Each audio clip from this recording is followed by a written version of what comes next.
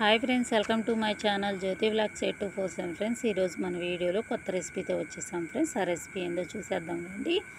ఇదిగోండి milk bread sweet friends. చాలా టేస్టీగా ఉంటుంది. ఒకసారి ట్రై చేయండి కంపల్సరీగా. పిల్లలు ఈవినింగ్ వచ్చినప్పుడు ఇలా చేసి పెడితే 1కి 4 గిన్నెలు లాగిచ్చేస్తారండి. మళ్ళీ చేయమని అడుగుతారండి, అంత బాగుంటుంది. కంపల్సరీగా ట్రై చేయండి ఫ్రెండ్స్.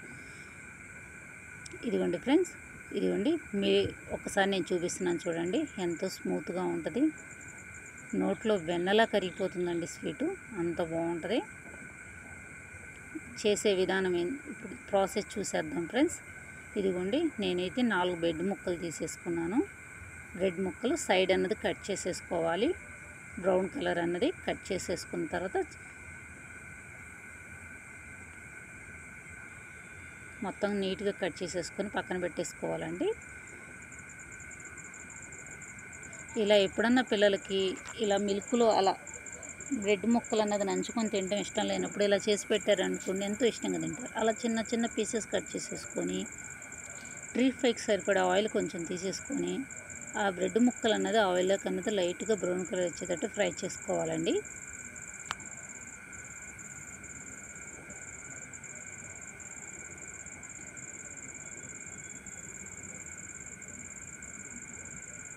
ఇదిగోండి ఒకసారి నేను చూపిస్తాను చూడండి.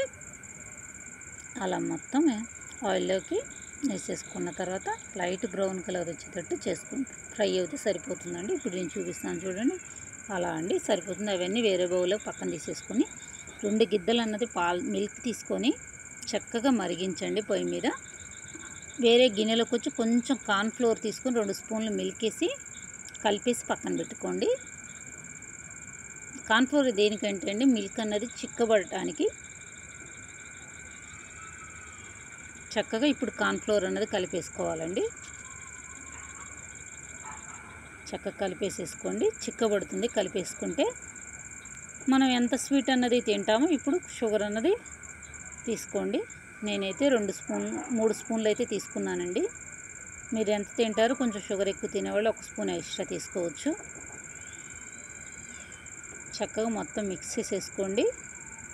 షుగర్ అన్నది పూర్తిగా పాలల్లో కలిసిపోవాలండి, కరిగిపోవాలి. వేరే బౌల్ తీసుకొని ముందుగా మనం బ్రెడ్ ముక్కలు ఫ్రై చేసుకున్నాం కదండి, ఆ ఫ్రై ముక్కలన్నీ ఆ బౌల్లోకి తీసేసుకొని చక్కగా పెట్టేసుకున్న తర్వాత బౌల్లోకి ఈ మిల్క్ అన్నది ఆ బ్రెడ్ ముక్కల్లోకి అలా పోసేసుకోవాలండి. చక్కగా మునిగిపోవాలి బ్రెడ్ ముక్కలంతా. ఆ మిల్క్ అన్నది పీల్చేస్తుందండి. పీల్చేసిన తర్వాత చక్కగా బాదం పప్పుతో గార్నిష్ చేస్తే చాలా టేస్టీగా ఉంటుందండి. కొత్తగా చూస్తున్న ప్రతి ఒక్కళ్ళు మా ఛానల్ సబ్స్క్రైబ్ చేయండి ఫ్రెండ్స్. లైక్ చేయండి, షేర్ చేయండి. ఏదైనా డౌట్ ఉంటే మాత్రం కామెంట్ చేయడం మర్చిపోవద్దు ఫ్రెండ్స్. బాయ్. అయిపోయింది.